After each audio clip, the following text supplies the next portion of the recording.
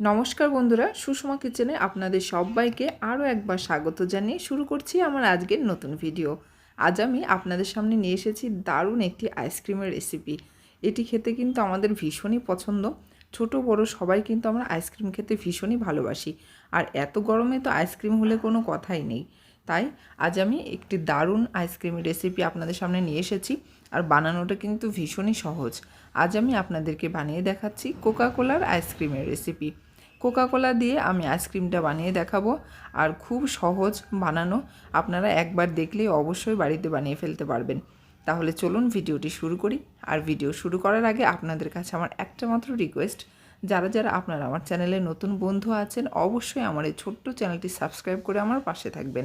তাহলে চলুন ভিডিওটি শুরু করি। তো আইসক্রিমের জন্য আমি প্রথমেই নিয়েছি একটা কোকা কোলা, দেখুন। আর এখানে আমি কিছুটা চিনি নিয়েছি, চিনিটা আমি গুঁড়ো করে নেব। তো আমার চিনি গুঁড়ো করা হয়ে গেছে। এইবারে আমি একটা পাত্র নিয়েছি, এর মধ্যে আমি কোকা কোলাটা ঢেলে নেব। আমি কিন্তু অল্প করে বানাচ্ছি, আমি পুরোটা কিন্তু নেব না। আপনারা যতটা আইসক্রিম বানাবেন আপনাদের পরিমাণ মতো করেই নেবেন। এবার আমি দিয়ে দিচ্ছি চিনি গুঁড়ো। চিনি গুঁড়ো আমি 2 চামচ মতো দিয়ে দিলাম। তার কারণ হচ্ছে কোকা কোলা তো এমনিতে একটু মিষ্টি থাকে, তো অতটা মিষ্টির প্রয়োজন হয় না। আর এখন আমি দিয়ে দিচ্ছি সামান্য একটু বিট লবণ। আর কোনো কিছুই লাগছে না, একদম সোজা একটা প্রসেস। সামান্য একটুখানি বিট লবণ আর একটু চিনি গুঁড়ো দিয়েই কিন্তু এই আইসক্রিমটি একদম রেডি হয়ে যায়। এবার আমি খুব ভালো করে নেড়ে চেড়ে দিচ্ছি। চিনিটা যখন কোকা কোলার সাথে একেবারে মিশে যাবে তারপরে আমি আইসক্রিম মোল্ডে ঢেলে নেব। আরও একটা কথা, আইসক্রিম মোল্ড কিন্তু সবার বাড়িতে থাকে না, অনেকের বাড়িতে হয়তো আছে বা অনেকের বাড়িতে নেই।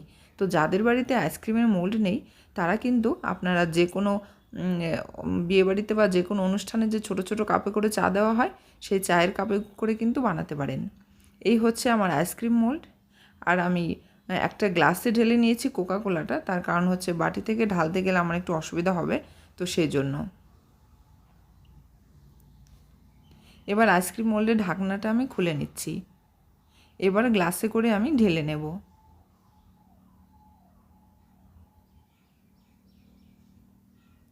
এভাবে করে আমি 4-5টাতে দিয়ে দিচ্ছি। তার কারণ হচ্ছে আমি সবগুলো কিন্তু আইসক্রিম বানাবো না, আমি মাত্র 5টা কাপেই কিন্তু দিয়ে দিচ্ছি। এবার আমি ঢাকনাগুলো বন্ধ করে দেব।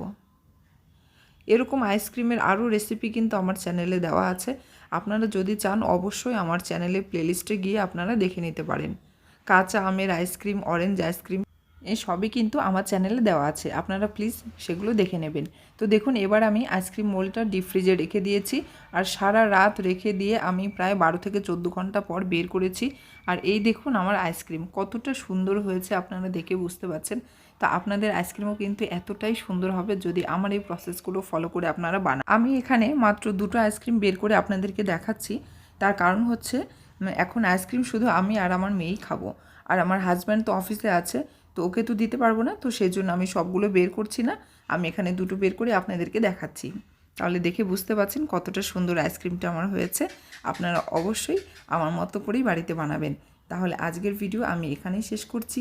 ফিরে আসছি আরও অনেক অনেক আইসক্রিমের রেসিপি, অনেক গরমের উপকারী সব রেসিপি নিয়ে। ততদিন সকলে খুব ভালো থাকুন, সুস্থ থাকুন এবং অবশ্যই আমার চ্যানেলটি সাবস্ক্রাইব করুন।